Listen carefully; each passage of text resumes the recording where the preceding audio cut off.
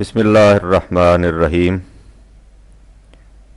33واں خط تصوف قرآن کی روشنی میں۔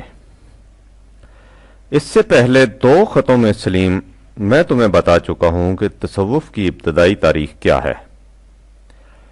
نزول قرآن کے وقت دنیا کے مختلف گوشوں میں اس کی کیا حالت تھی، اسلام نے اس کے خلاف کس طرح صدائے احتجاج بلند کی، لیکن اس کے بعد یہ کس طرح مسلمانوں کے معاشرہ میں داخل ہو کر عین دین بلکہ مغز دین بن گیا، نیز یہ کہ ہمارے جلیل القدر صوفیاء کرام کے معتقدات کی کیا ہیں، اور جو ملفوظات ان کی طرف منسوب کیے جاتے ہیں ان کی روح سے ان کے علم کے متعلق کیا اندازہ ہوتا ہے۔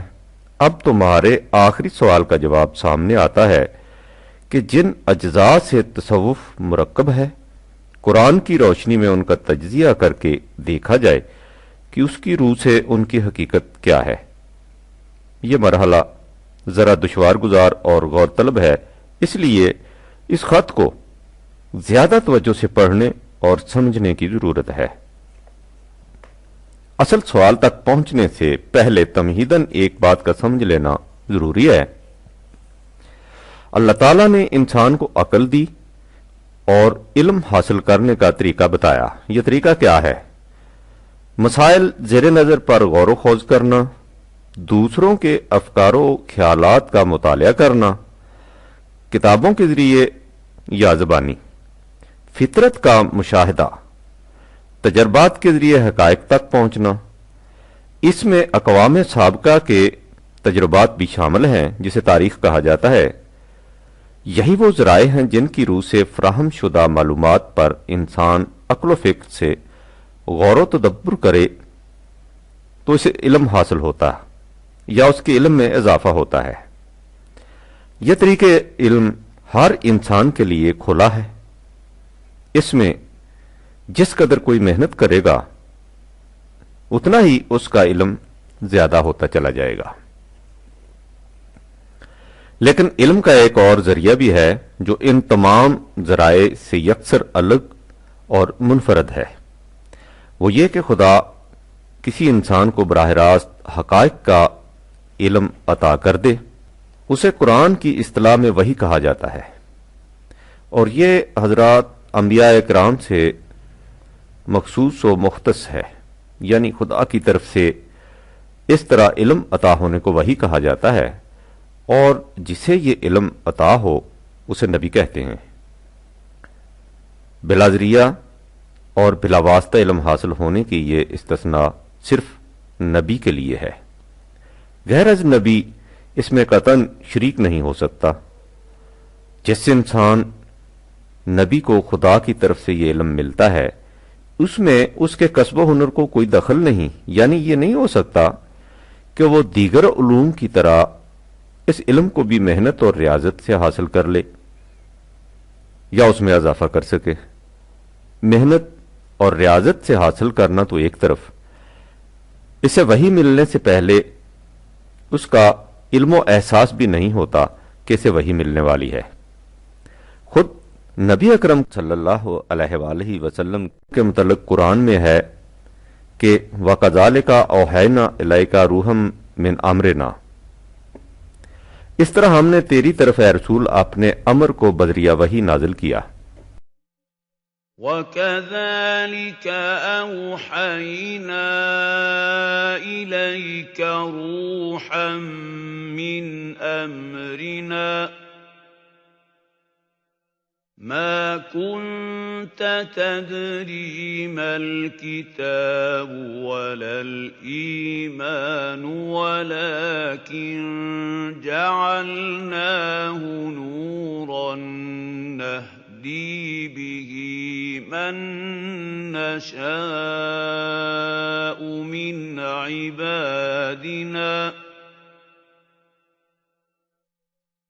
وَإِنَّكَ لَتَهْدِي إِلَىٰ صِرَاطٍ مُّسْتَقِيمٍ۔ تو جانتا نہیں تھا کہ کتاب کسے کہتے ہیں، اور ایمان کیا ہوتا ہے۔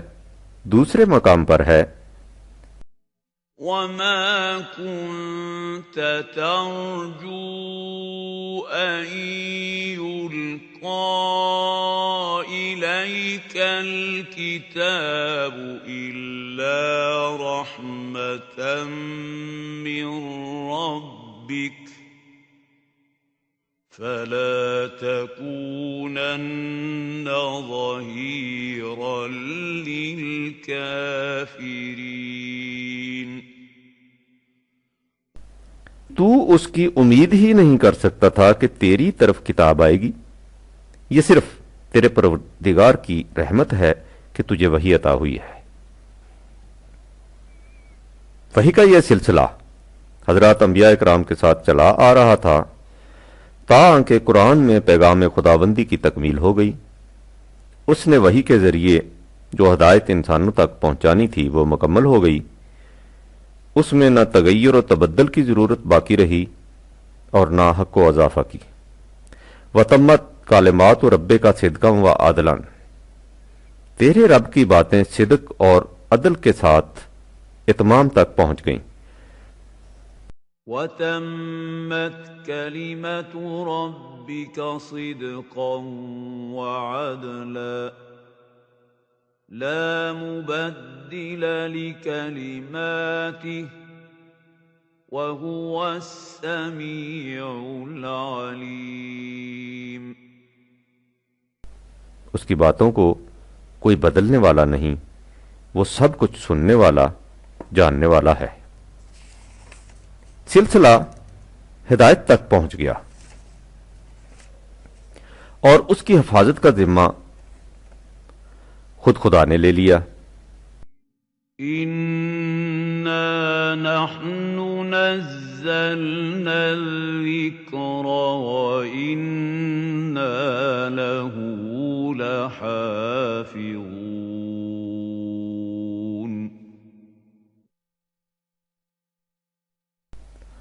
یقیناً ہم نے اس قرآن کو نازل کیا ہے اور ہم ہی اس کے محافظ ہیں۔ اس کے بعد خدا نے اعلان کر دیا کہ حضور نبی اکرم صلی اللہ علیہ وآلہ وسلم خاتم النبیین ہیں۔ آپ کی ذات پر سلسلہ نبوت ختم ہو گیا۔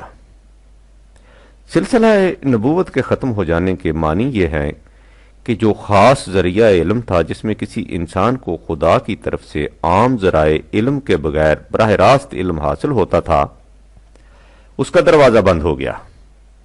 ان تصریحات سے یہ ظاہر ہے کہ اگر نبی اکرم صلی اللہ علیہ وآلہ وسلم کے بعد کوئی شخص اس کا دعویٰ کرے کہ اسے خدا کی طرف سے براہ راست علم عطا ہوتا ہے تو وہ شخص نبوت کے بند دروازے کھولنے کا مدعی ہے۔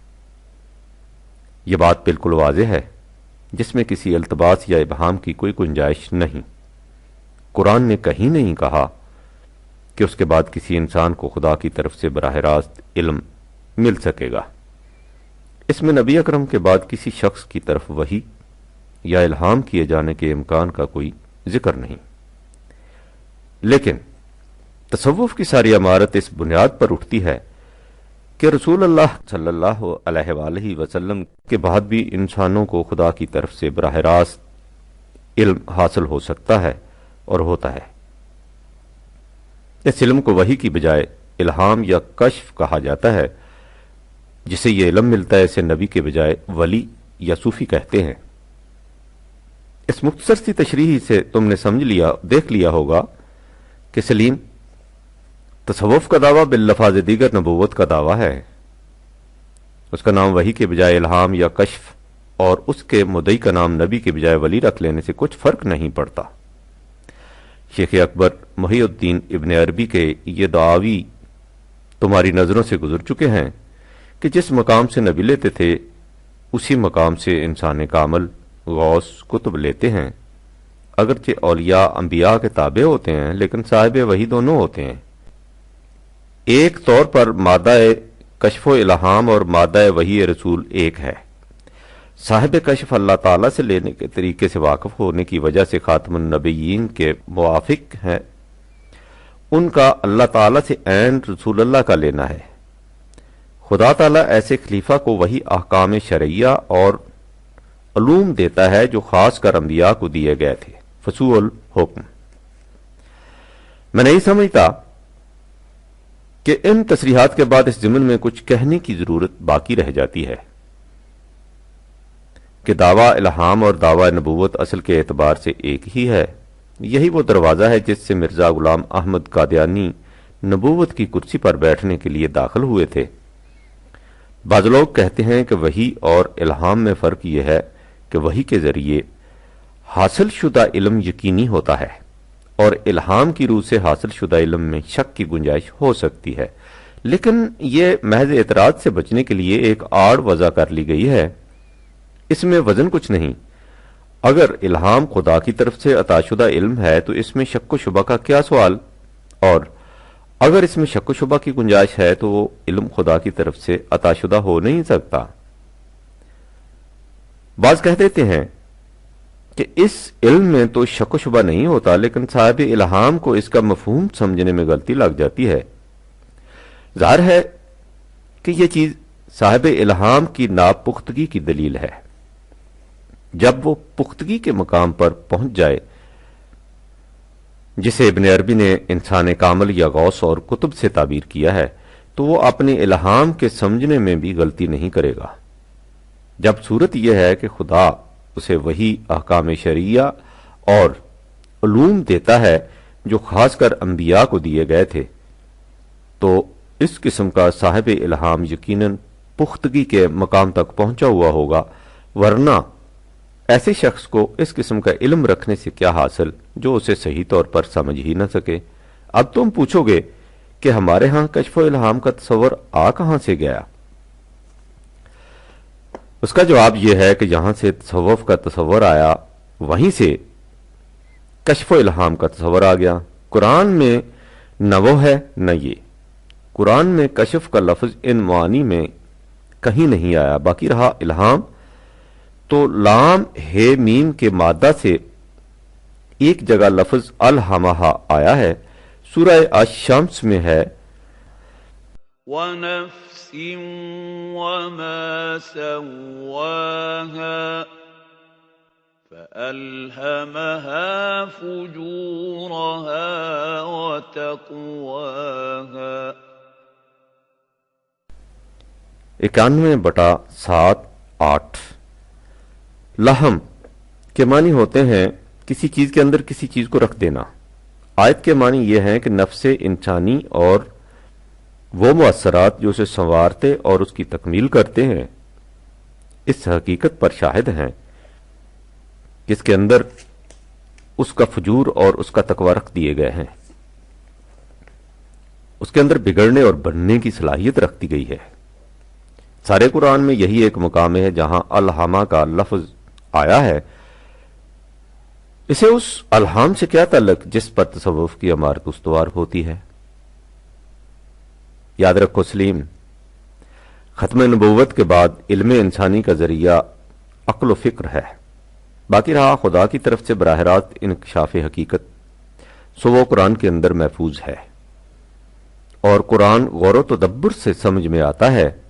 باللفاظ دیگر ختم نبوت کے بعد علم کے ذرائع ہیں قرآن کریم اور فہم و تدبر۔ میں نے اوپر کہا ہے کہ کسی شخص کا یہ دعویٰ کہ اسے خدا کی طرف سے براہ راست حقائق کا علم ہوتا ہے دعویٰ نبوت ہے، لیکن ایک نہج سے دیکھیے تو اس قسم کا مدعی اپنے آپ کو انبیاء سے بھی اونچا لے جاتا ہے۔ انبیاء کی یہ کیفیت ہے کہ جب اللہ انہیں کسی حقیقت کا علم دے دیتا ہے تو وہ اس علم کو پا لیتے ہیں، جب وہ وحی نازل نہیں کرتا تو یہ بے بس ہوتے ہیں۔ وحی کا لے آنا یعنی خدا سے براہ راست علم حاصل کر لینا ان کے اپنے بس کی بات نہیں ہوتی۔ اس کے برعکس تصوف کا دعویٰ یہ ہے کہ ایک شخص اپنے کسب و ہنر سے یہ اپنے اندر یہ قوت پیدا کر لیتا ہے کہ وہ خدا سے براہ راست علم حاصل کر لے۔ اب ظاہر ہے کہ جو شخص اپنی محنت سے اپنے اندر اتنی قوت پیدا کر لیتا ہے کہ وہ مستور حقائق کو بے نقاب دیکھ لے، وہ اس شخص سے معاذ اللہ یقیناً بلند درجے پر ہوتا ہے۔ جو اس انتظار میں رہے کہ خدا اس کی طرف وحی بھیجے تو تو اسے حقیقت کا علم ہو۔ تم نے دیکھا سلیم، تصوف کا دعویٰ بات کو کہاں سے کہاں تک پہنچا دیتا ہے۔ اب آگے بڑھو۔ تصوف کا دوسرا دعویٰ، یا یوں سمجھو کہ پہلے دعویٰ کا فطری نتیجہ یہ ہے کہ اس سے غیب کی باتوں کا علم حاصل ہو جاتا ہے۔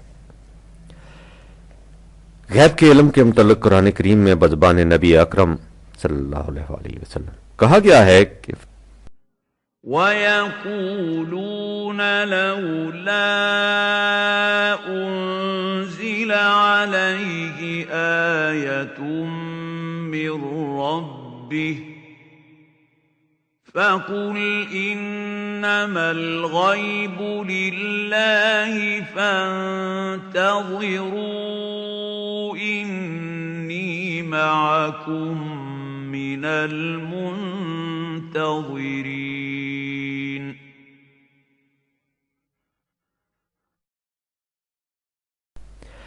ان سے کہہ دے کہ غیب کا علم صرف خدا کے لیے ہے۔ دوسری جگہ ہے قُل لَّا يَعْلَمُ مَن فِي السَّمَاوَاتِ وَالْأَرْضِ الْغَيْبَ إِلَّا اللَّهُ وَمَا يَشْعُرُونَ أَيَّانَ يُبْعَثُونَ۔ 27/63۔ ان سے کہہ دو کہ کائنات کی پستیوں اور بلندیوں میں خدا کے سوا کوئی نہیں جو غیب کا علم رکھتا ہو، اور تو اور خود نبی اکرم صلی اللہ علیہ وآلہ وسلم نے اس کا اعلان فرمایا کہ وَلَا أَقُولُ لَكُمْ عِندِي خَزَائِنُ اللَّهِ وَلَا أَعْلَمُ الْغَيْبَ وَلَا أَقُولُ إِنِّي مَلَكٌ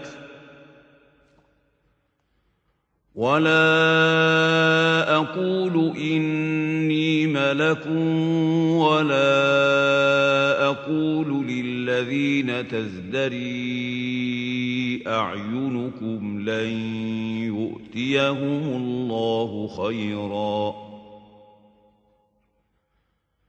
اللَّهُ أَعْلَمُ بِمَا فِي أَنفُسِهِمْ إِنِّي إِذًا لَّمِنَ الظَّالِمِينَ۔ میں یہ بھی نہیں کہتا کہ میرے پاس اللہ کے خزانے ہیں، نہ ہی یہ کہ میں غیب کا علم رکھتا ہوں۔ قرآن کی ان تصریحات سے واضح ہے سلیم کہ غیب کا علم اللہ کے سوا کسی کو نہیں ہو سکتا۔ البتہ اللہ تعالیٰ اپنے رسولوں کو وحی کے ذریعے بعض امور غیب کا علم دے دیتا تھا۔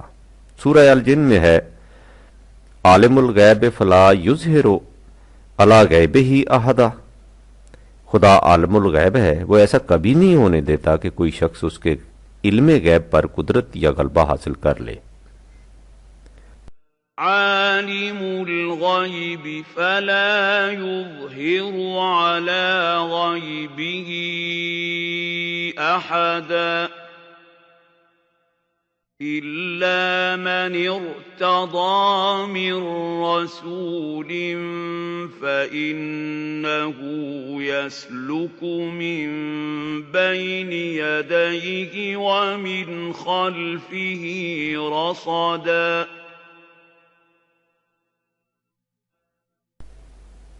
72/26-27۔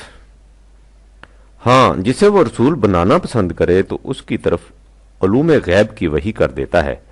مثلا قرآن میں حضرت مریم کے کوائف حیات بیان کرنے کے بعد فرمایا ذَلِكَ مِنْ أَنبَاءِ الْغَيْبِ نُوحِيهِ إِلَيْكَ وَمَا كُنْتَ لَدَيْهِمْ إِذْ يُلْقُونَ أَقْلَامَهُمْ أَيُّهُمْ يَكْفُلُ مَرْيَمَ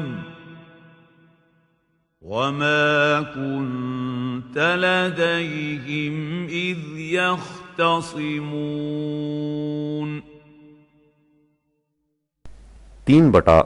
43 یہ غیب کی باتیں ہیں جو تیری طرف وحی کی گئی ہیں.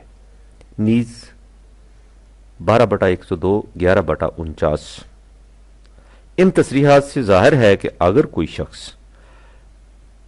غیب جاننے کا دعویٰ کرتا ہے، پیشن گوئیاں بھی اسی میں داخل ہیں، تو یا تو وہ دعویٰ نبوت کرتا ہے کیونکہ قرآن کی روح سے غیب کا علم اللہ کی طرف سے صرف حضرات انبیاء اکرام کو دیا جاتا تھا، اور یا جھوٹ بولتا ہے کیونکہ انبیاء کے علاوہ کسی اور کو غیب کا علم دیا نہیں جاتا. اگر وہ دعویٰ نبوت کرتا ہے تب بھی وہ جھوٹا ہے کیونکہ رسول اللہ صلی اللہ علیہ وآلہ وسلم کے بعد باب نبوت بند ہو چکا ہے. اب اور آگے بڑھو. تصوف کا دعویٰ یہ ہے کہ صاحب کمال صوفی خدا کو اپنی آنکھوں سے دیکھتا ہے. وہ ہر شب اللہ کے دربار میں حاضر ہوتا ہے. وہ وہاں سے اپنے فیصلوں پر صاد کرا کر لاتا ہے. اتنا ہی نہیں، وہ خدا سے جھگڑتا ہے اور اپنی بات منوا کر رہتا ہے. قرآن کی روح سے یہ تمام دعاوی باطل ہے جہاں تک خدا کو دیکھنے کا تعلق ہے. قرآن کا ارشاد ہے لا تدركه الأبصار وهو يدرك الأبصار وهو اللطيف الخبير.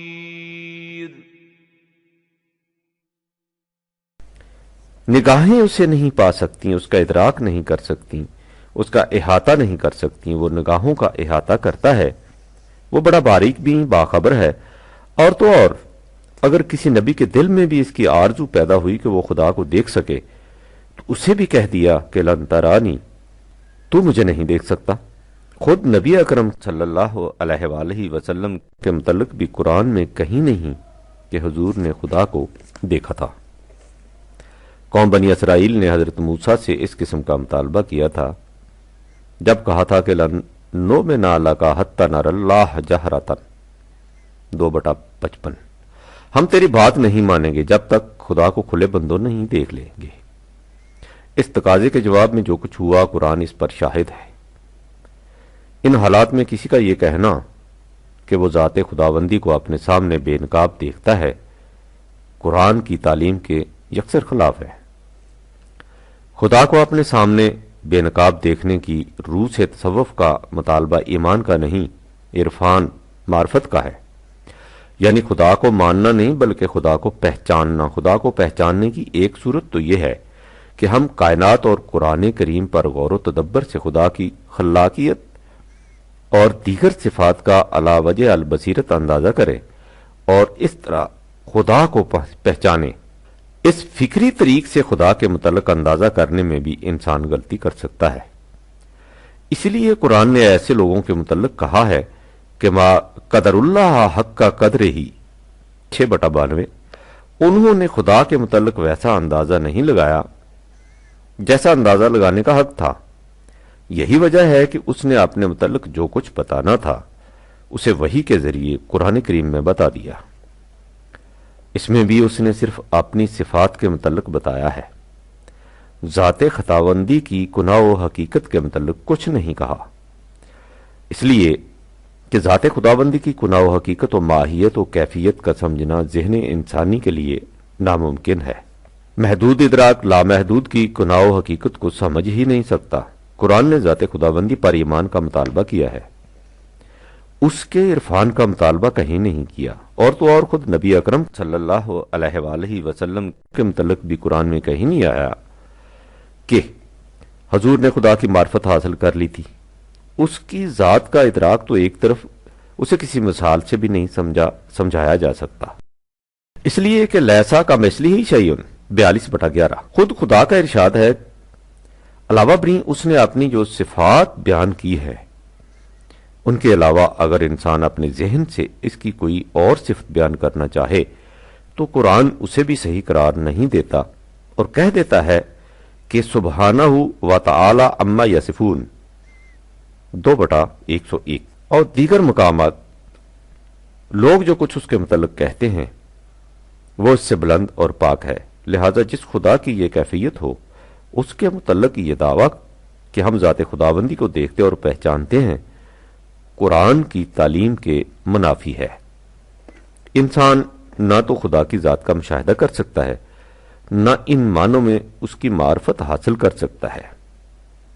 تم نے کبھی اس پر بھی غور کیا سلیم کہ پیروں فقیروں کے گرد اس قدر ہجوم کیوں رہتا ہے؟ اس لیے کہ یہ لوگوں کی مرادیں پوری کرتے ہیں۔ یہ جس سے بگڑ جاتے ہیں اسے تباہ کر دیتے ہیں، جس سے خوش ہو جاتے ہیں اس کا بیڑا پار ہو جاتا ہے۔ یہ لوگوں کو اولاد دیتے ہیں، شفاعت عطا کرتے ہیں، دولت بخشتے ہیں، منصب و مراتب دلاتے ہیں، مقدمات ان کے حق میں فیصل کراتے ہیں، ان کے دشمنوں کو تباہ و برباد کرتے ہیں، غرضے کی ان کی سب مرادیں پوری کرتے ہیں۔ لیکن قرآن کہتا ہے کہ کوئی شخص کسی کو نہ نفع پہنچا سکتا ہے نہ نقصان۔ نفع اور نقصان کے لیے اللہ نے محکم اور اٹل قوانین اور اسباب مقرر کر رکھے ہیں۔ کوئی انسان کسی دوسرے انسان کو نفع یا نقصان ان اسباب کے ذریعے ہی پہنچا سکتا ہے، ان سے الگ ہٹ کر کسی کو نفع یا نقصان پہنچانا کس کے اختیار میں نہیں۔ اور تو اور خود نبی اکرم صلی اللہ علیہ وآلہ وسلم سے کہلوا دیا گیا کہ قل انی لا املک لکم ضرا ولا رشدا 72/21 ان سے کہہ دو کہ میں تمہارے لیے کسی نفع یا نقصان کا اختیار نہیں رکھتا، دوسروں کے لیے تو ایک طرف، خود اپنی ذات کے لیے بھی نہیں۔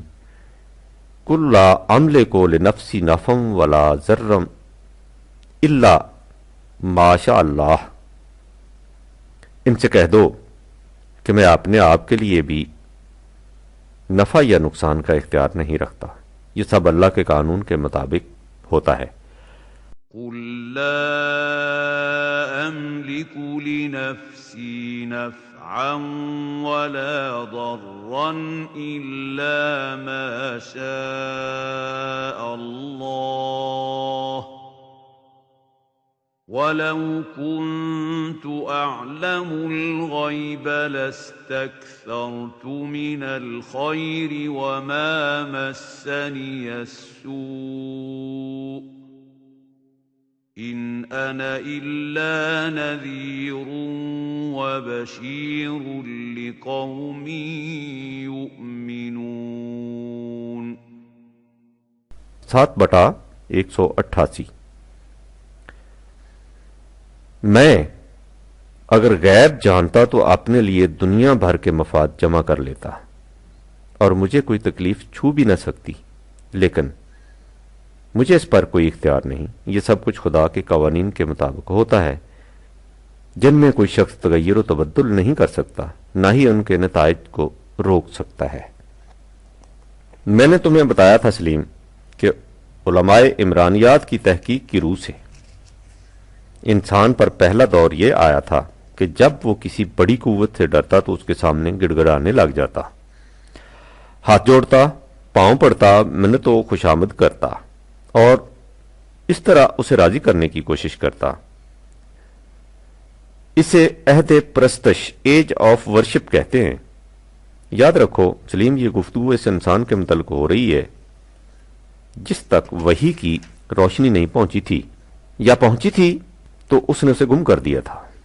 اس کے بعد اس میں کچھ سیانے پیدا ہو گئے جنہوں نے ان سے کہا کہ ان بڑی قوتوں سے ڈرنے اور خوف کھانے کی ضرورت نہیں، ہم تمہیں ایسے طریقے بتاتے ہیں جن سے یہ قوتیں مجبور ہو کر تمہاری مرضی کے مطابق کام کرنے لگ جائیں۔ اس کے لیے انہوں نے جنتر منتر، گنڈے تعویذ، ٹونے ٹوٹکے، چلے، مراقبے وغیرہ ایجاد کیے۔ اسے عہد سحر، ایج آف میجک کہتے ہیں۔ تصوف اس عہد سحر کی یادگار ہے۔ اس میں سمجھا یہ جاتا ہے کہ ولی اللہ میں ایسی قوت ہوتی ہے کہ وہ خدا کے قانون کے خلاف جو کچھ چاہے کر دے۔ یہی عقیدہ لوگوں کو ان کے گرد جمع کرتا اور ان سے سجدے کراتا ہے۔ پیروں فقیروں کی اس قوت اور اختیار کے متعلق اتنا ہی نہیں سمجھا جاتا کہ وہ ان کی زندگی تک محدود ہے، ان کے مرنے کے بعد ان کے اختیارات کی وسعتیں اور بھی بڑھ جاتی ہیں اور ان کی قبریں مرجع یا نام بن جاتی ہیں۔ ان کے متعلق عقیدہ یہ قائم ہوتا ہے کہ وہ دنیا کے تمام حالات سے باخبر ہیں، ہماری سب باتیں سنتے ہیں اور دلوں کے حالات تک سے واقف ہیں، ہماری فریاد سنتے ہیں اور مدد بھی کرتے ہیں۔ حالانکہ قرآن واضح الفاظ میں کہتا ہے کہ ان تدعوہم لا یسمعوا دعاءکم، اگر تم انہیں پکارو تو وہ تمہاری پکار کو سن نہیں سکتے۔ إن تدعوهم لا يسمعوا دعاءكم ولو سمعوا ما استجابوا لكم ويوم القيامة يكفرون بشرككم ولا ينبئك مثل خبير۔ اور اگر وہ تمہاری پکار سن بھی لیتے تو وہ اس کا جواب نہ دے سکتے۔ 35/14۔ وہ تمہاری کیا سنیں گے؟ انہیں تو خدا اپنے متعلق بھی اتنا علم و شعور نہیں کہ کب اٹھائے جائیں گے۔ أموات غير أحياء وما يشعرون أيان يبعثون۔ 16/21۔ یہ ہے سلیم قرآن کی روح سے زندہ اور مردہ پیروں فقیروں کے اختیارات کا عالم، جن کے متعلق تصوف کی روح سے عقیدہ یہ ہے کہ خدا کے محکمہ قضاء و قدر پر انہی کا تصرف ہوتا ہے، اور زمین کے اوپر جس قدر زندہ مخلوق بستی ہے ان کے تمام معاملات کا فیصلہ زیر زمین بسنے والی مردہ دنیا کے ہاتھ میں ہوتا ہے۔ تم نے مردہ بدست زندہ کا محاورہ سنا ہوگا، لیکن تصوف میں اس کے الٹ ہوتا ہے۔ وہاں کا قانون یہ ہے کہ زندہ بدست مردہ۔ تصوف کی روح سے اولیاء اللہ کا ایک الگ گروہ مانا جاتا ہے۔ ان کی خصوصیات عام جماعت مومنین سے مختلف ہوتی ہیں اور ان کی پہچان کے طریقے بھی الگ ہوتے ہیں۔ یہ تصور بھی قرآن کی تعلیم کے خلاف ہے۔ قرآن کریم مومنین ہی کو اولیاء اللہ کے فرما بردار بندے یا اللہ کے دوست کہہ کر پکارتا ہے۔ سورہ یونس میں ہے الا ان اولیاء اللہ لا خوف علیہم ولا هم یحزنون۔ اس حقیقت سے آگاہ رہو کہ اللہ کے فرما بردار بندے اس کے دوست وہ ہیں جن پر نہ کسی قسم کا خوف ہوتا ہے نہ حزن۔ ألا إن أولياء الله لا خوف عليهم ولا هم يحزنون الذين آمنوا وكانوا يتقون۔ 10/62-63۔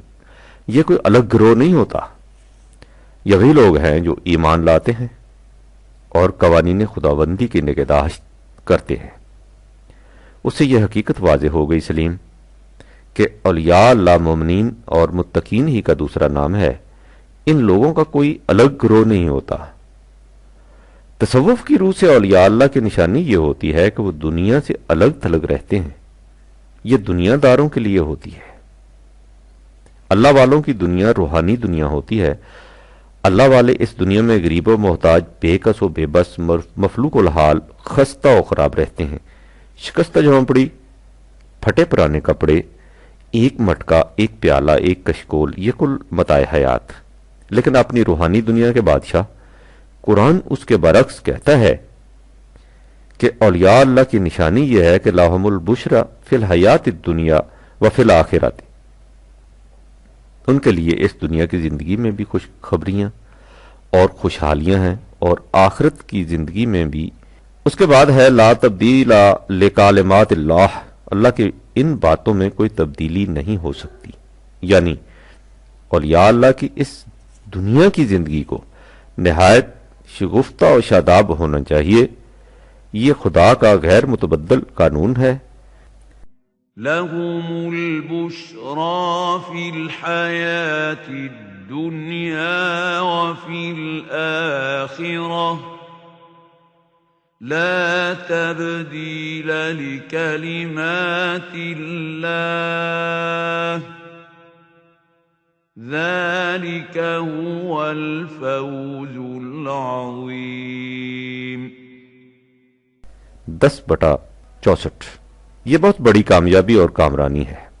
تم نے دیکھا سلیم کہ قرآن کی روح سے اولیاء اللہ کی کوئی الگ جماعت نہیں ہوتی، وہ مومنین ہی کو اولیاء اللہ کہتا ہے، اور ان کی پہچان یہ ہوتی ہے کہ ان کی اس دنیا کی زندگی بڑی شگفتہ و شاداب ہوتی ہے۔ اس نقطہ کی مزید وضاحت ذرا آگے چل کر کی جائے گی۔ تصوف کا دعویٰ یہ ہے کہ جو طریق اس نے تجویز کیا ہے اس سے انسان کا تزکیہ نفس ہو جاتا ہے۔ پہلے تم اصطلاح کا مفہوم سمجھ لو۔ ان لوگوں کا عقیدہ یہ ہے کہ انسانی روح خدا کی ذات کا ایک حصہ ہے جو اپنے اصل سے الگ ہو کر مادہ کے دلدل میں پھنس چکی ہے۔ اسے ان علائشوں سے پاک کو صاف کرنا تاکہ اپنی اصل سے جا کر مل جائے مقصود حیات ہے۔ چنانچہ ان کے نزدیک تزکیہ کے معنی ہیں انسانی روح کا مادی علائشوں سے پاک کرنا۔ سب سے پہلے تو یہ دیکھو سلیم کہ انسانی روح کے متعلق یہ تصور کہ وہ ذات خداوندی کا حصہ ہے جو اپنی اصل سے الگ ہو کر مادی غلاظتوں سے ملوث ہو چکی ہے، کس قدر قرآن کے خلاف ہے۔ ذات، پرسنالٹی، انسان کی ہو یا خدا کی، ناقابل تقسیم وحدت، انڈیویجول ہول ہوتی ہے جس کے حصے بکھرے نہیں ہو سکتے۔ اس لیے یہ کہنا یکسر خلاف حقیقت ہے، اور قرآن سے اس کی کوئی سند نہیں مل سکتی کہ انسانی روح ذات خداوندی کا حصہ ہے۔ پھر مادہ، میٹر کو اس قدر غلیظ اور قابل نفرت سمجھنا قرآنی تعلیم سے کھلی ہوئی بغاوت ہے۔ قرآن اس ذہنیت اور تصور کو کفر سے تعبیر کرتا ہے۔ وہ مادی کائنات کے متعلق کہتا ہے وَمَا خَلَقْنَا السَّمَاءَ وَالْأَرْضَ وَمَا بَيْنَهُمَا بَاطِلًا، کائنات کی پستیوں اور بلندیوں اور ان کے درمیان میں جو کچھ ہے ہم نے اسے باطل پیدا نہیں کیا۔ یعنی اس کا قابل نفرت، غلیظ اور ناپاک ہونا تو ایک طرف، یہ بیکار اور رائے گاں بھی نہیں۔ ذَلِكَ ظَنُّ الَّذِينَ كَفَرُوا، یہ ان لوگوں کا ظن ہے جو کفر کرتے ہیں۔ وَمَا خَلَقْنَا السَّمَاءَ وَالْأَرْضَ وَمَا بَيْنَهُمَا بَاطِلًا ذَلِكَ ظَنُّ الَّذِينَ كَفَرُوا فَوَيْلٌ لِّلَّذِينَ كَفَرُوا مِنَ النَّارِ۔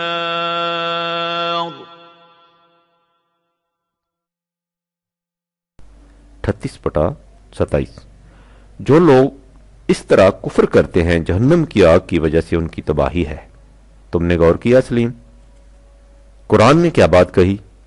اس کا کہنا یہ ہے کہ جو لوگ اس مادی دنیا کو باطل سمجھتے ہیں وہ مومن نہیں کافر ہیں، اور تصوف کی بنیاد ہی اس تصور پر ہے کہ دنیا باطل ہے۔ اس سے دور بھاگنا اور روح کو اس کی علائشوں سے پاک و صاف کرنا مقصود زندگی ہے۔ تزکیہ نفس کے معنی انسانی ذات کو مادی علائشوں سے پاک اور صاف کرنا نہیں، اس کے معنی انسانی ذات کی نشو و نما، گروتھ اور ڈیولپمنٹ ہیں۔ قرآن کی روح سے انسانی زندگی کا مقصود و منتہا انسانی ذات کی نشو و نما ہے۔ یہ نشو و نما مال و دولت سے نفرت کر کے فقر و فاقہ کی زندگی بسر کرنے سے نہیں ہو سکتی۔ قرآن کی روح سے اس کا طریقہ یہ ہے کہ انسان انتہائی محنت سے مال و دولت کمائے اور پھر اسے دوسرے انسانوں کی پرورش کے لیے عام کر دے۔ سورہ واللیل میں ہے کہ جہنم کے عذاب سے محفوظ وہ رہے گا الذي يؤتي ماله يتزكى 92/18، جو اپنے مال کو بلکہ جو کچھ اس کے پاس ہے اس میں سے اپنی ضروریات کے مطابق رکھ کر باقی سب کچھ دوسروں کی پرورش کے لیے دے دے تاکہ اس سے اس کی ذات کی نشو و نما تزکیہ ہو جائے۔ تم نے دیکھا سلیم قرآن کی روح سے تزکیہ نفس کا طریقہ کیا ہے؟ کما کر دوسروں کی پرورش کے لیے عام کرنا، نہ یہ کہ دوسروں کی کمائی پر زندگی بسر کرنا۔ جو شخص اپنے آپ کو فقیر صوفی کہتا ہے وہ خواہ 24 گھنٹے میں ایک بار جو کی روٹی ہی کیوں نہ کھائے، وہ ہوتی تو دوسروں کی کمائی کی ہے۔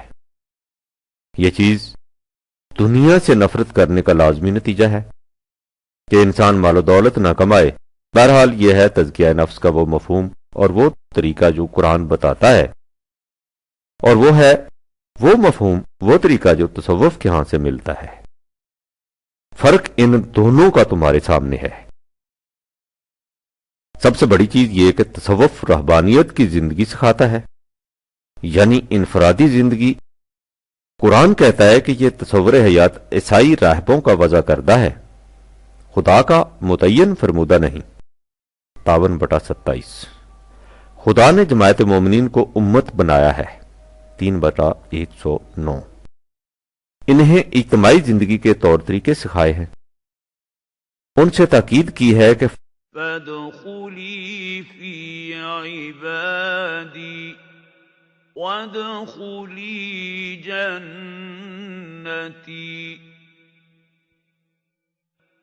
میری جنت میں داخل ہونا چاہتے ہو تو انفرادی زندگی مت بسر کرو، میرے بندوں کے ساتھ شامل ہو کر اجتماعی زندگی بسر کرو، اس سے تم جنت میں جانے کے قابل ہو سکو گے، اس دنیا میں بھی اور مرنے کے بعد کی زندگی میں بھی۔ لہذا تزکیہ نفس انفرادی زندگی سے نہیں ہوتا، اس کا طریقہ یہ ہے کہ دنیا میں ایسا معاشرہ قائم کیا جائے جو قوانین خداوندی کو عملاً نافذ کرے، اور اس طرح تمام افراد کی نشو و نما ہوتی جائے۔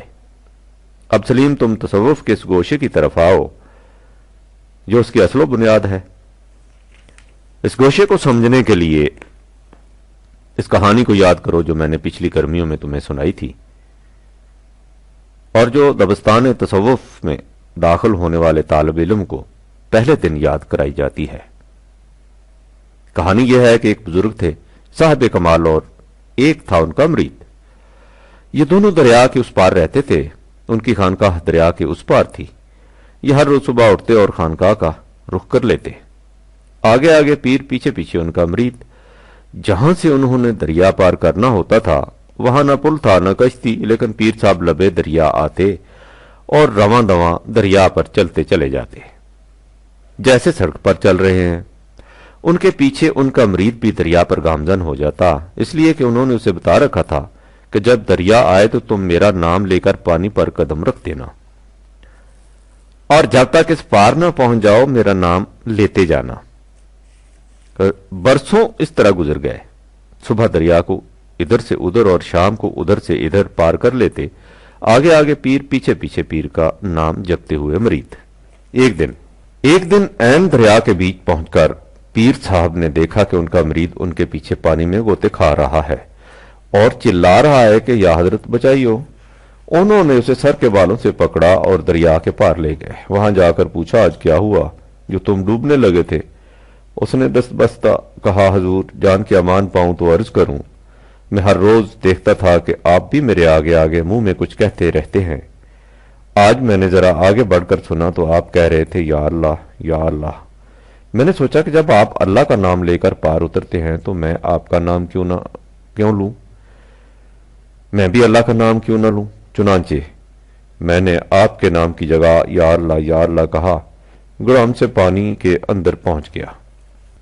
پیر صاحب مسکرائے اور کہا کہ تو نے کبھی اللہ میاں کو دیکھا ہے؟ اس سے کچھ جان پہچان ہے؟ اس نے کہا نہیں یا حضرت، میں نے اسے نہیں دیکھا، میری اس سے جان پہچان نہیں۔ پیر صاحب نے کہا کہ بھائی، جس سے جان پہچان نہ ہو وہ تمہارے بلاوے پر تمہاری مدد کو کس طرح آ سکتا ہے؟ میری اس سے جان پہچان ہے، میں اسے بلاتا ہوں، تمہاری مجھ سے جان پہچان ہے تو مجھے پکارو۔ کرتا تو سب کچھ وہی ہے، لیکن اس تک مرشد کے وسیلے سے پہنچا جاتا ہے۔ تم دوپہر کے وقت سورج کی طرف آنکھ اٹھا کر دیکھو، کبھی سورج کو نہیں دیکھ سکو گے، آنکھیں چدھا جائیں گی، لیکن پانی کا پیالہ لے کر اس میں سورج کو دیکھو، وہ پورے کا پورا نظر آ جائے گا۔ تمہاری آنکھیں اللہ کے جلال کو بے نقاب برداشت نہیں کر سکتی، تم اسے مرشد کے آئینے میں سے ہی دیکھ سکتے ہو، براہ راست کوئی خدا تک نہیں پہنچ سکتا۔ خود خدا نے حکم دیا ہے کہ وابتغوا الیہ الوسیلۃ، اس کی طرف جانے کے لیے وسیلہ تلاش کرو، تم بغیر وسیلے کے اس تک کیسے پہنچ سکتے ہو؟ سنا تم نے سلیم اس کہانی کو جو، اور پھر سورج اور پانی کے پیالے کی مثال کو؟ حقیقت یہ ہے کہ تصوف کا سارا دارومدار اسی قسم کی تمثیلات پر ہے۔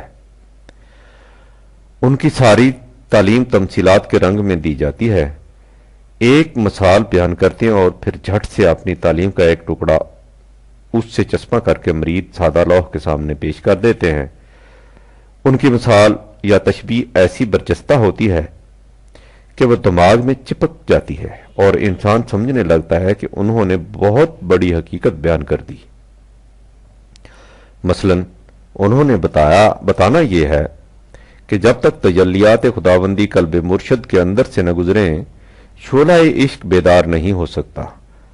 وہ اس طرح بیان کریں گے کہ سورج کے سامنے روئی کا ڈھیر دن بھر پڑا رہنے دو، وہ یوں ہی ذرا سا گرم تو ہو جائے گا، اس میں آگ نہیں لگے گی، لیکن سورج کی انہی کرنوں کو آتشیں شیشے میں گزارو، 2 منٹ میں روئی میں آگ لگ جائے گی۔ کسی سے کہو کہ آتشیں شیشے کے بغیر ساری عمر میں روئی میں آگ لگا کر دکھائے۔ یہ ہے سلیمن کا طریقہ تعلیم۔ یہ طریقہ محض شاعری ہے، حقیقت نگاری نہیں، یہ لطائف ہیں، حقائق نہیں۔ تصوف کا سارا دار و مدار شاعری پر ہے، خواہ وہ نثر میں ہو یا نظم میں، اور قرآن شاعری کو آسمانی انقلاب کے دائی کے شایان شان قرار نہیں دیتا، لیکن ان کے طریقہ تعلیم میں سب سے خطرناک مقام وہ ہوتا ہے جہاں وہ اس قسم کی شاعری کی تائید میں قرآن کے آیات پیش کر دیتے ہیں، جیسے مندرجہ بالا مثال میں وسیلہ کے متعلق آیت پیش کی گئی ہے۔ تم مثالوں کو چھوڑو، اس آیت کو لو۔ یہ سورہ مائدہ کی آیت ہے جس میں کہا گیا ہے کہ یا ایھا الذین آمنوا اتقوا اللہ وابتغوا الیہ الوسیلۃ وجاہدوا فی سبیلہ لعلکم تفلحون۔ 5/35 اس کا صاف اور سیدھے الفاظ میں ترجمہ ہے، اے ایمان والو، قوانین خداوندی کی نگہداشت تقوی اختیار کرو اور اس کا وسیلہ طلب کرو اور اس کے راستے میں جہاد کرو تاکہ تم کامیاب ہو جاؤ۔ اس سے یہ حضرات خدا تک پہنچنے کے لیے وسیلے کی قرآنی سند لاتے ہیں، لیکن سلیم تم یہ سن کر حیران ہوگے کہ ہم جن معنوں میں اردو میں وسیلہ کا لفظ بولتے ہیں، عربی زبان میں اس کے معنی اس سے مختلف ہیں۔ عربی زبان میں اس لفظ کے بنیادی معنی ہیں قدر و منزلت، عزت و تکریم، مدارج و مراتب، قرب۔ اللہ تعالیٰ نے جماعت مومنین سے کہا ہے کہ تم قوانین خداوندی کی نگہداشت کرو اور اس طرح اس کے ہاں عزت و مرتبت کی طلب کرو، اس کے لیے اس کے راستے میں جہاد کرو۔ یہ ہے وہ طریق جس سے تم اللہ کے نزدیک واجب التکریم ہو جاؤ گے۔ یہ وہی چیز ہے جسے دوسری جگہ یا ایھا الناس انا خلقناکم من ذکر وانثى وجعلناکم شعوبا وقبائل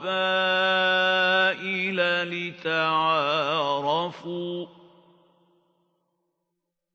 ان اکرمکم عند اللہ اتقاکم ان اللہ علیم خبیر۔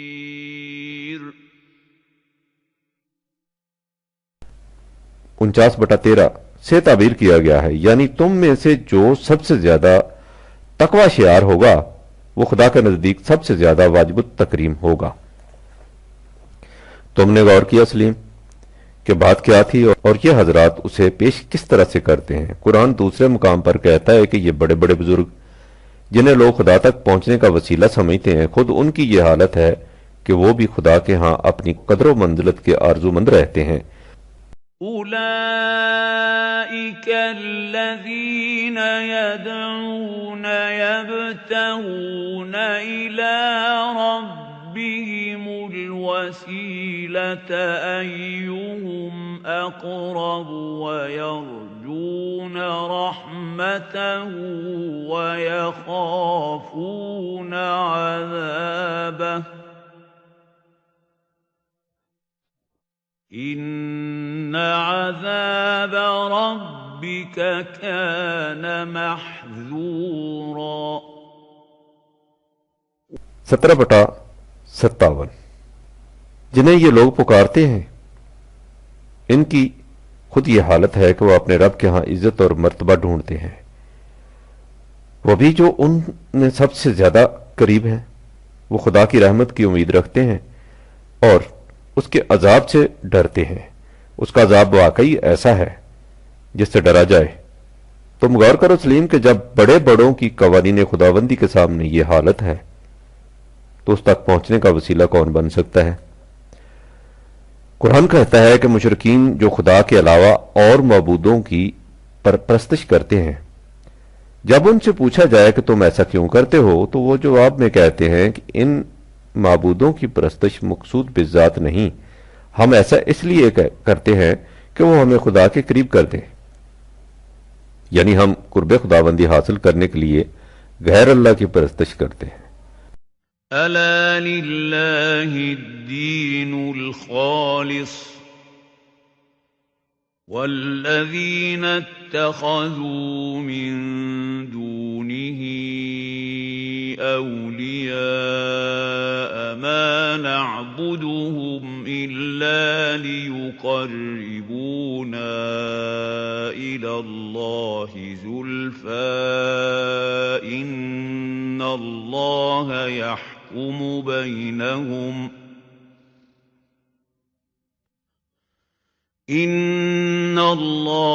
يحكم بينهم فيما هم فيه يختلفون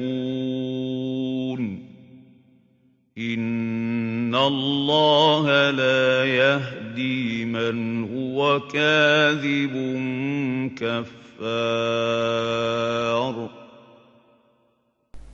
39/3 تم غور کرو سلیم، کیا بینہ ہی یہی جواب ان حضرات کی طرف سے نہیں ملتا جو پیر کو خدا تک پہنچنے کا وسیلہ قرار دیتے ہیں؟ حقیقت یہ ہے کہ خدا کے متعلق یہ عقیدہ کہ اس تک انسان براہ راست نہیں پہنچ سکتا بلکہ کسی وساطت سے پہنچ سکتا ہے، ذہن انسانی کے اس دور کا پیدا کردہ ہے جس میں خدا کو بادشاہ جیسا سمجھا جاتا تھا۔ جس طرح آپ کسی بادشاہ یا حاکم تک براہ راست نہیں پہنچ سکتے بلکہ ان لوگوں کے ذریعے پہنچ سکتے ہیں جو اس کے مقرب ہوں، اسی طرح خدا کے متعلق بھی یہی سمجھا جاتا ہے کہ نہ اس تک براہ راست پہنچا جا سکتا ہے نہ اس تک اپنی فریاد پہنچائی جا سکتی ہے۔ اس لیے ضروری ہے کہ انسان ان لوگوں کا ذریعہ تلاش کرے جو مقربین بارگاہ خداوندی ہے۔ قرآن کی روح سے خدا کے متعلق ایسا عقیدہ اور تصور یکسر باطل ہے۔ اس کا ارشاد ہے کہ وَإِذَا سَأَلَكَ عِبَادِي أَنِّي فَإِنِّي قَرِيبٌ، جب تجھ سے میرے بندے میری بابت پوچھیں تو ان سے کہہ دو کہ میں ان سے قریب ہوں۔ وَإِذَا سَأَلَكَ عِبَادِي عَنِّي فَإِنِّي قَرِيبٌ أُجِيبُ دَعْوَةَ الدَّاعِ إِذَا دَعَانِ فَلْيَسْتَجِيبُوا لِي وَلْيُؤْمِنُوا بِي لَعَلَّهُمْ يَرْشُدُونَ۔ اتنا قریب کہ جب بھی کوئی بلانے والا مجھے بلاتا ہے تو میں ان کے بلاوے کا جواب دیتا ہوں۔ 2/186 قرآن کے اس واضح اعلان سے ظاہر ہے کہ خدا ہر بندے کی پکار کو براہ راست سنتا ہے۔ اس لیے یہ عقیدہ کہ خدا تک اپنی بات پہنچانے کے لیے کسی وسیلہ یا ذریعہ کی ضرورت ہے قرآن کے اس اعلان کی تکذیب ہے۔ وہ اتنا قریب ہے کہ اس کا ارشاد ہے نحن اقرب الیہ من حبل الورید 50/16 ہم انسان کی رگ جان سے بھی زیادہ اس کے قریب ہیں۔ اب ظاہر ہے کہ جو ذات انسان کی رگ جان سے بھی زیادہ قریب ہو اور اس کا اعلان ہو کہ ہم ہر پکارنے والے کی پکار کو سنتے ہیں، اس کے متعلق یہ عقیدہ کہ اس تک آواز پہنچانے یا اس تک پہنچنے کے لیے کسی اور وسیلے کی ضرورت ہے، خدا کے ارشاد کے منافی ہے۔ اس مقام پر سلیم یہ خیال دل میں پیدا ہو سکتا ہے کہ جب خدا ہر ایک کی سنتا ہے تو پھر ہر ایک کی مانگ طلب پوری کیوں نہیں ہو جاتی؟ اس سوال کا مفصل جواب تو تمہیں میری کتاب منو یزداں کے عنوان مشیت تقدیر دعا میں ملے گا، جس کا ملخص میں اس سے پہلے ایک خط میں لکھ چکا ہوں، لیکن مختصر جواب قرآن نے اسی آیت کے باقی ماندہ حصہ میں دے دیا ہے۔ وہاں کہا گیا ہے کہ اگر یہ لوگ چاہتے ہیں کہ میں ان کی مانگ پوری کر دوں تو اس کا طریق یہ ہے کہ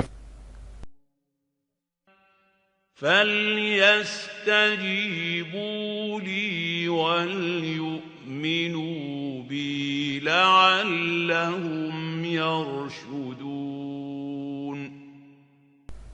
2/186 انہیں چاہیے کہ میری دعوت پر لبیک کہیں، میرے قوانین کی اطاعت کریں، انہیں اپنی زندگی کا نصب العین بنائیں۔ اس سے ان کے سامنے وہ راستہ آ جائے گا جو انہیں ان کی منزل مقصود تک پہنچا دے گا۔ انہیں اس مقصد کے لیے کسی مرشد کے پاس جانے کی ضرورت نہیں، یہ میرے قوانین کے مطابق زندگی بسر کریں، یعنی ایسا معاشرہ قائم کریں جو قوانین خداوندی کی بنیادوں پر استوار ہو۔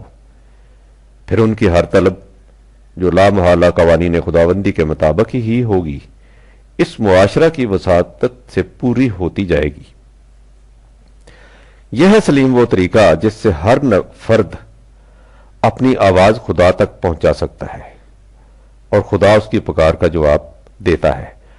یہ سب کچھ اس معاشرے کے اندر ہوتا ہے جو قوانین خداوندی کے مطابق متشکل ہوتا ہے، نہ کہ خانقاہیت کی انفرادی زندگی سے، جس کے متعلق قرآن نے کہہ دیا ہے کہ وہ انسانوں کا خود ساختہ مسلک ہے، خدا کا مقرر فرمودہ نہیں۔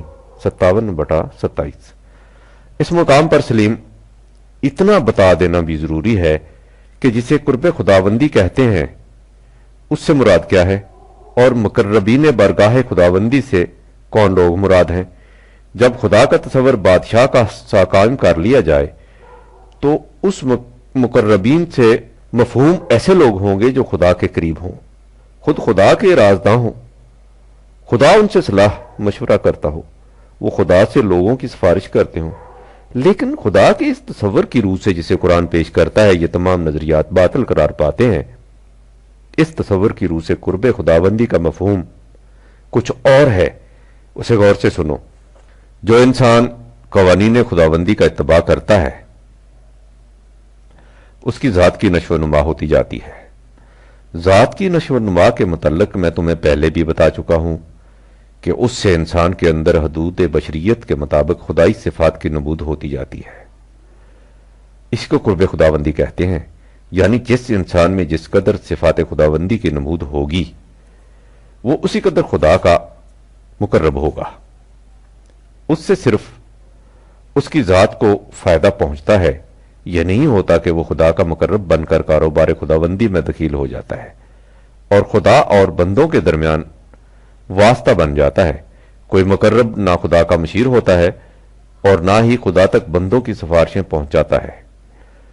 خدا اس سے بہت بلند ہے کہ اس کے ایسے مقرب ہوں۔ یہ بھی کہا جاتا ہے کہ اولیاء اللہ، یعنی جنہیں تصوف کی اصطلاح میں اولیاء کہا جاتا ہے، خدا سے محبت کرتے ہیں۔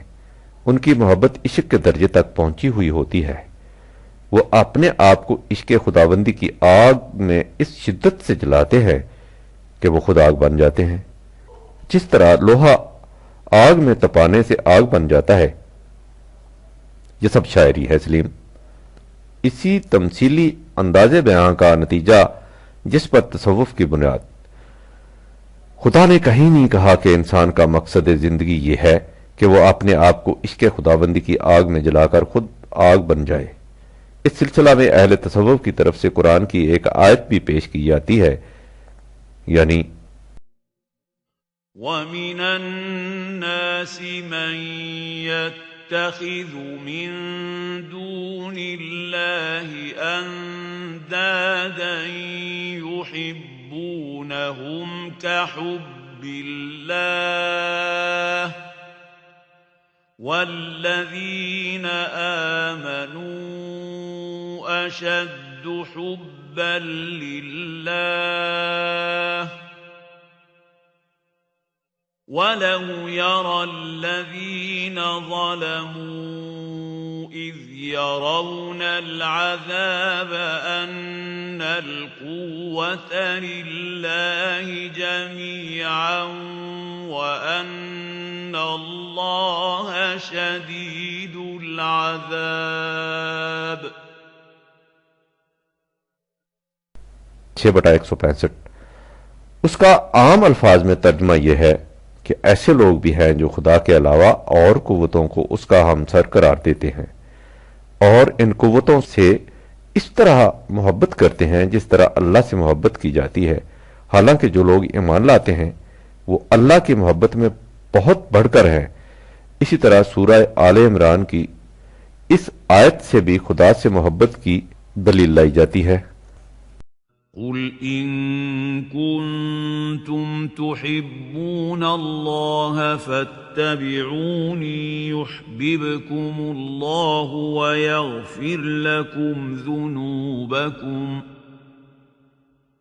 والله غفور رحيم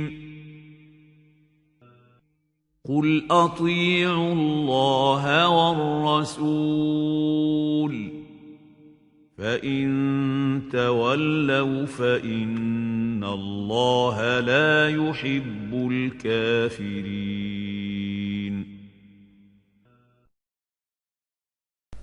3/30-31 اس کا ترجمہ عام الفاظ میں یہ ہے، ان سے کہہ دو کہ اگر تم اللہ سے محبت کرتے ہو تو میرا اتباع کرو، اللہ تم سے محبت کرے گا اور تمہارے قصوروں کو معاف کر دے گا اور اللہ حفاظت کرنے والا رحم کرنے والا ہے۔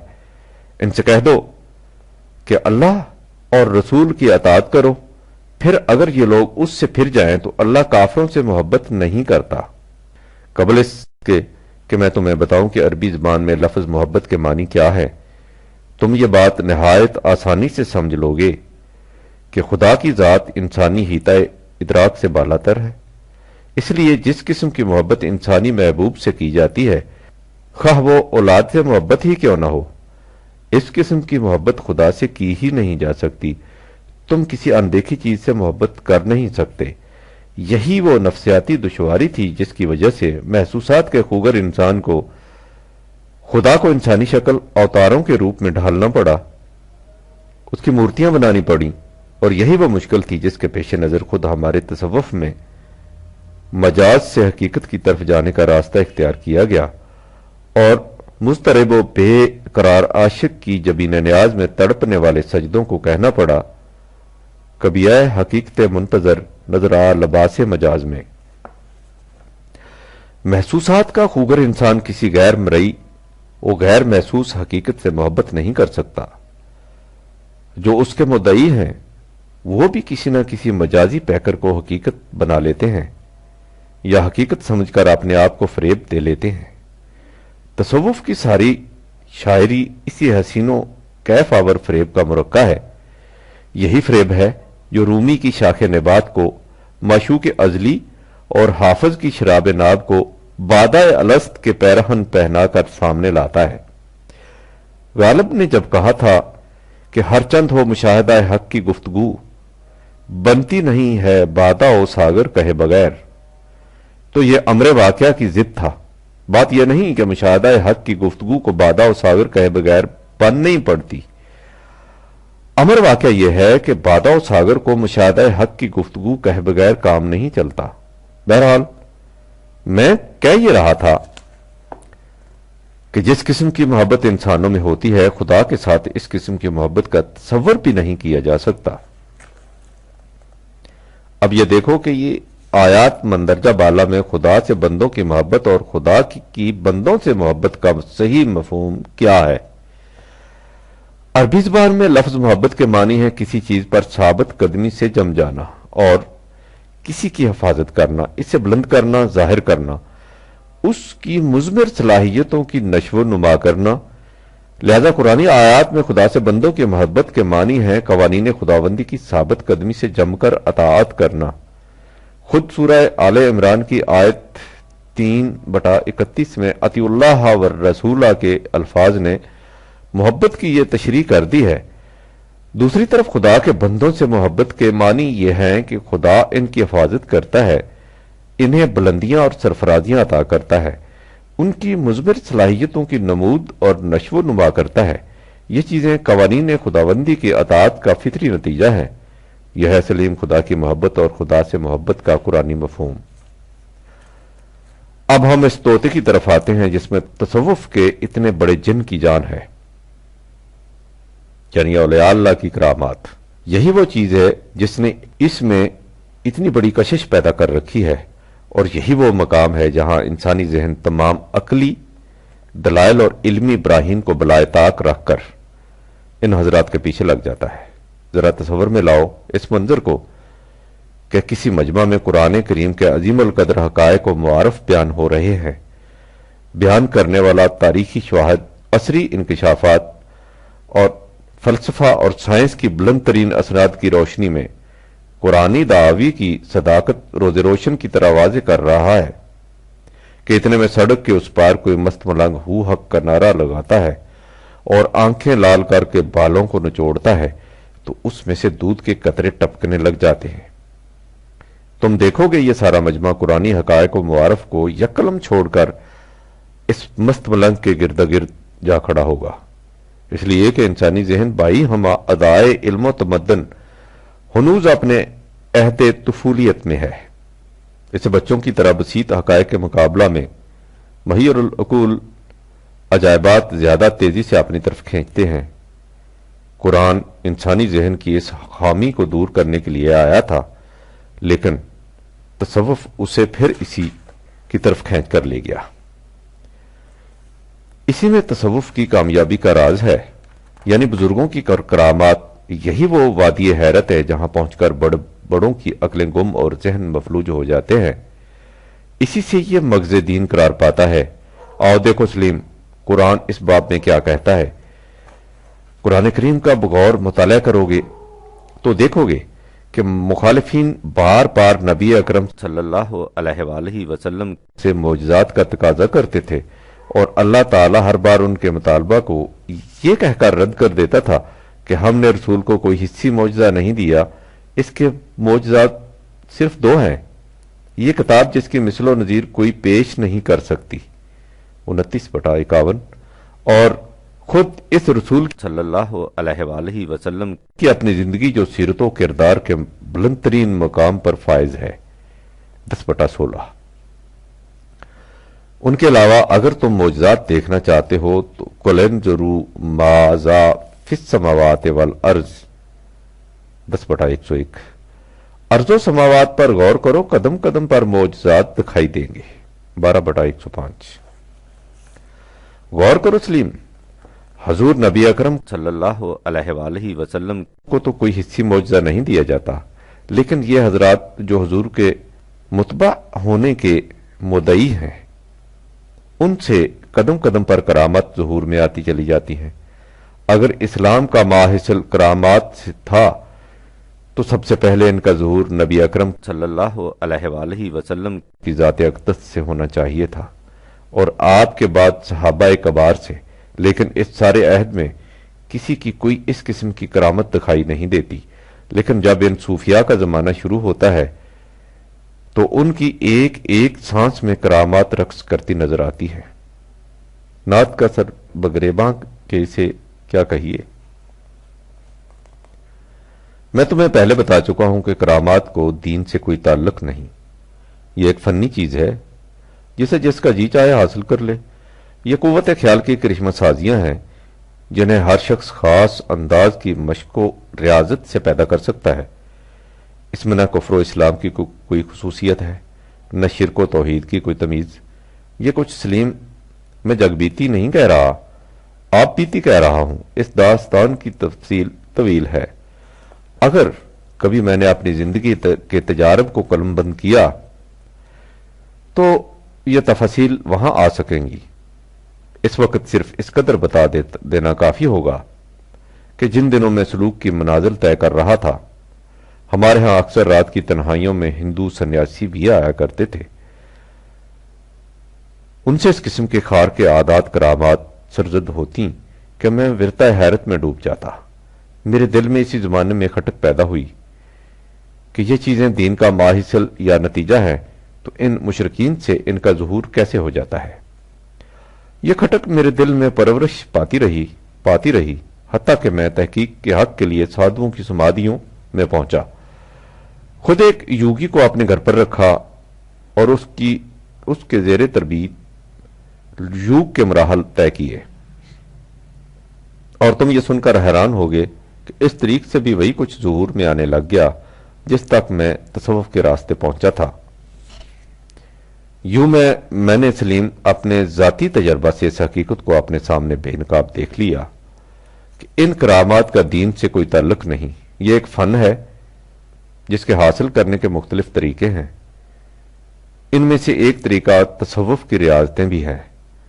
مغرب میں اس فن کو بھی ایک قسم کی سائنس بنا دیا گیا ہے اور اس سے کئی قسم کے کام لیے جاتے ہیں جن میں عصبی بیماریوں کا علاج نمایاں حیثیت رکھتا ہے۔ اسے ہیپنوٹزم کہا جاتا ہے۔ دین کی کرامات اور ہوتی ہیں، اس سے انسانی دنیا میں وہ انقلاب عظیم برپا ہوتا ہے جس سے باطل کا ہر نظام الٹ کر اس کی جگہ ایسا نظام متشکل ہو جاتا ہے جو قوانین خداوندی قرآن کے غیر متبدل اصولوں پر قائم ہوتا ہے اور جن کا نصب العین دنیا سے ظلم و استبداد مٹا کر عدل و احسان کو عام کرنا ہوتا ہے۔ قرآن نے ایمان و اعمال صالحہ کا یہی نتیجہ بتایا ہے جب کہا ہے کہ وعد اللہ الذین آمنوا منکم وعملوا الصالحات لا یستخلفنہم فی الارض کما استخلف الذین من قبلہم۔ اللہ نے تم میں سے ان لوگوں کے ساتھ جو ایمان لاتے ہیں، عمل صالحہ کرتے ہیں، یہ وعدہ کر رکھا ہے کہ وہ انہیں دنیا میں حکومت عطا کرے گا جیسی حکومت اس نے ان لوگوں کو عطا کی جو ان سے پہلے ہو گزرے۔ یہ حکومت ان کی حوث اقتدار کی تسکین کے لیے نہیں ہوگی، مقصد اس سے یہ ہوگا کہ وَلَيُمَكِّنَنَّ لَهُمْ دِينُهُمُ الَّذِي ارْتَضَىٰ لَهُمْ، وہ ان کے لیے اس نظام حیات کو جو اس نے ان کے لیے پسند کیا ہے متمکن کر دے۔ وَلَا يُبَدِّلَنَّهُمْ مِنْ بَعْدِ خَوْفِهِمْ آمَنًا، اور وہ ان کی حالت خوف کو امن میں بدل دے تاکہ یعبدوننی لا یشرکون فی شیئا، وہ صرف میرے قوانین کی محکومیت اختیار کریں، اس میں کسی اور کو شریک نہ کریں۔ 24/55۔ یہ تھا دین کا مقصود سلیم۔ تصوف اس مقصد کو نگاہوں سے اوجھل کر کے فرار کی راہیں سکھاتا ہے۔ اس سے قرآن نے یہ کہہ کر متنبہ کیا تھا کہ وعد اللہ الذین آمنوا منکم وعملوا الصالحات ليستخلفنهم في الأرض كما استخلف الذين من قبلهم وليمكنن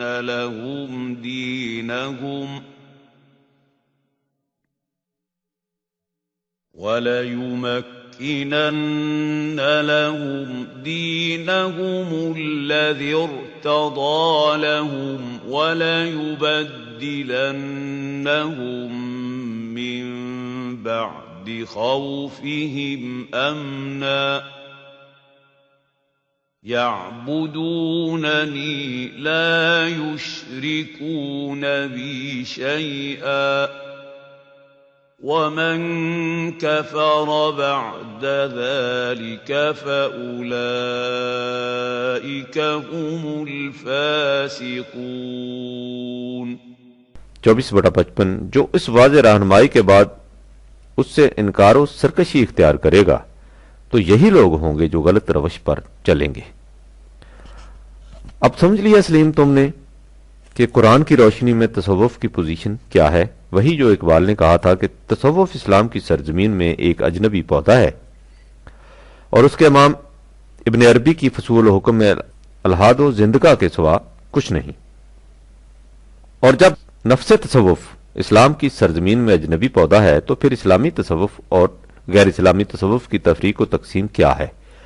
جو نظریہ، تصور، عقیدہ، مسلک یا مشرب اسلام کی سرزمین میں اجنبی ہو، اس کے اسلامی ہونے کا سوال ہی پیدا نہیں ہوتا۔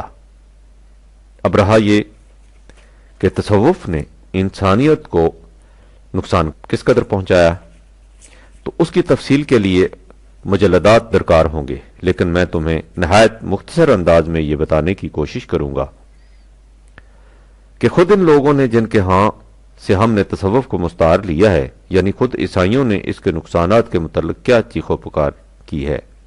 تم نے بریفالٹ کا تو اچھی طرح مطالعہ کیا ہے۔ وہ اس باب میں لکھتا ہے، یہ تصوف پسند حضرات چاہتے ہیں کہ اس پرعز مصائب اور بدنما انسانی دنیا سے بھاگ جائیں اور خلوت کی تجرت گاہوں میں جا کر پناہ لیں، جہاں صرف فطرت ہی فطرت ہو، انسان کوئی نہ ہو۔ ان پہاڑوں کی چوٹیوں پر جنہیں انسان کے ناپاک قدموں نے نہ چھوا ہو، وہاں جا کر اپنی روح کو فطرت کے کیف اندوز نظاروں سے سرشار کریں۔ بائی نامت کے ان سرور آفرین کیفیات میں کوئی دخل اندازی نہ کرنے پائے، اور ان کے اس جہان کیف و مستی میں انسانی دنیا کی ذلت و پستی کا کوئی گزر نہ ہو، لیکن وہ نہیں جانتے یا جاننا نہیں چاہتے کہ ان کی یہ تمام حسین آرزویں، یہ بلند تخیلات، یہ علو جذبات، انسان کے قلب کی یہ کہباریاں، انسانی فطرت کی لغزشوں کا یہ احساس لطیف اور فطرت کے متعلق یہ حسن خیال، یہ سب اسی دنیا انسانیت کی تخلیق ہے جسے وہ اس قدر قابل نفرت سمجھ کر تیاگ دینے کی فکر کر رہے ہیں۔ The baking of humanity, page 349۔ Mason اپنی کتاب کریٹو فریڈم میں لکھتا ہے، اخلاق اس کا نام نہیں کہ آپ مادہ کے کسی تاثرات سے بھاگ جائیں۔ اخلاقی ترقی کے معنی یہ ہے کہ آپ مادہ کا مقابلہ کریں، تخلیقی تحریک کو آگے بڑھانے کے لیے جو کچھ مادہ پیش کرتا ہے اس سے متمتع ہوں۔ اگر مذہب انسان کی توجہ مادیت سے ہٹا کر اس کے روحانی الاصل ہونے پر ہی مرکوز کر دے تو یہ اخلاق نہیں، مذہبی بد اخلاقی ہے۔ نوع انسانی اسی صورت میں ترقی کر سکتی ہے جب مادی اور روحانی دونوں پہلو اپنے تضادات کے باوجود ہاتھ میں ہاتھ ڈالے آگے بڑھتے جائیں۔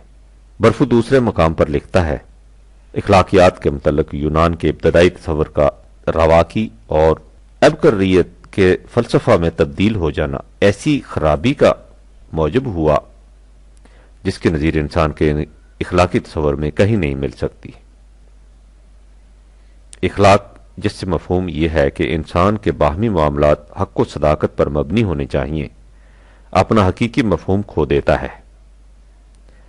اگر اس کا نتیجہ نوع انسانی کی بہبود نہیں ہے، اس سے تو اخلاقیات کا مقصد ہی فنا ہو جاتا ہے۔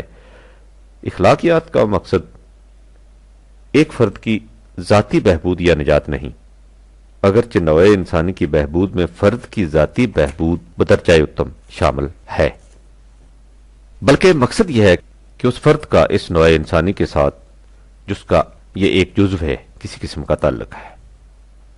باہمی تعلقات اور معاملات کے ضابطہ اخلاق کی بنیاد عدل ہے۔ عدل کا تقاضا یہ ہے کہ کوئی انسان کسی دوسرے انسان پر مستبدانہ اور قاہرانہ قوت سے غالب نہ آ سکے۔ اگر دنیا میں باطل کے کوئی معنی ہے تو یہی کہ ایک انسان کسی دوسرے انسان کو محض فرضی اقتدار کی بنا پر اپنے تابع فرما بنا لے۔ اسی باطل کا استحصال اخلاقیات کا کم از کم فریضہ ہے۔ آپ مثالی اخلاقیات کی کیسی شاندار عمارت کیوں نہ تعمیر کر لیں، اگر وہ باطل کا استحصال کر کے اس کی جگہ حق کو قائم نہیں کرتی تو وہ یکسر بے معنی ہے۔ یہ اوپر کی عمارت اخلاقیات کی عمارت کہلا ہی نہیں سکتی۔ رواقی فلسفہ کی روح سے نصب العین حیات شر کا مقابلہ نہیں بلکہ اس کے سامنے جھک جانا رہ جاتا ہے۔ یہ رواقی فلسفہ وہی ہے جس پر ہمارے تصوف کی عمارت استوار ہے، اور تصوف کا فلسفہ اخلاق، ایتھک آف مسٹکسزم، عیسائیت کے فلسفہ اخلاق کا تجربہ ہے۔ اس فلسفہ اخلاق کی روح سے، جس کا منتہا ایک فرد کی ذاتی نجات ہے، ظلم و استبداد کی قوتوں کو بدلگام چھوڑ دیا جاتا ہے کہ وہ جو جی میں آئے کرے۔ خدا کے نیک بندے حجروں اور خانقاہوں میں جا چھپتے ہیں اور شریر لوگوں کو کھلی چھٹی دے دی جاتی ہے کہ وہ غریبوں اور مظلوموں کے خون کی رنگینی سے اپنے عشرت قدوں کی تزئین و آرائش کا سامان بہم پہنچائیں۔ عیسائیت کے فلسفہ اخلاق کی یہی تباہ کاریاں تھیں جن سے متاثر ہو کر ہسپانیہ کا پروفیسر ڈاکٹر فلیٹا دا گریشیا ان الفاظ میں چیخو پکار کرتا ہے کہ عیسائیت میں عدل کا تصور بھی اسی طرح نامانوس ہے جس طرح ذہنی دیانت کا۔ یہ اس کے تصور اخلاق سے بالکل باہر کی چیز ہے۔ عیسائیت نے ان لوگوں سے تو شفقت و ہمدردی کا اظہار کیا ہے جن پر ظلم و ستم ہو، لیکن خود ظلم و ستم سے تسامح برتا ہے۔ اس نے ان لوگوں سے جو ظلم و ستم کے بوجھ کے نیچے دبے ہوئے ہوں، جنہیں مصائب و شدائد نے گھیر رکھا ہو، دعوت دی ہے اور انہیں آئین محبت کی تعلیم دی ہے، عفو و رحم کا سبق سکھایا ہے، انہیں خدا کی ربوبیت یاد دلائی ہے۔ لیکن مذہب و اخلاق کے اس طوفان میں جس کے متعلق کہا جاتا ہے کہ وہ اخلاقی ضوابط کی معراج کبریٰ ہے، عام انصاف اور عام دیانت کے لیے کوئی جگہ نہیں۔ مسیح مقدس جور و استبداد کے ستائے ہوئے مظلوم انسانوں کے درمیان آسمان سے اترتا ہوا فرشتہ دکھائی دیتا ہے جو ان کی طرف فارکلیت کا پیغام رحمت و شفقت پہنچاتا ہے، لیکن اس جور و استبداد کی علت معلوم کرنا اس کے دائرہ شعور سے باہر ہے۔ خیر و شر کا صحیح تصور اس کے حیطہ نگاہ سے خارج ہے۔ یہ ظلم و ستم اس کے نزدیک خدا کی طرف سے گناہگاروں کے لیے ابتلاء و آزمائش ہے، نظام عالم کا خاصہ ہے۔ اس حکومت کا فیصلہ ہے جو دنیا میں خدائی حقوق کی بنا پر قائم ہے۔ سینٹ وینس فرانس کے اس قید خانہ کا معائنہ کرتا ہے جو دنیا میں جیتا جاگتا جہنم ہے۔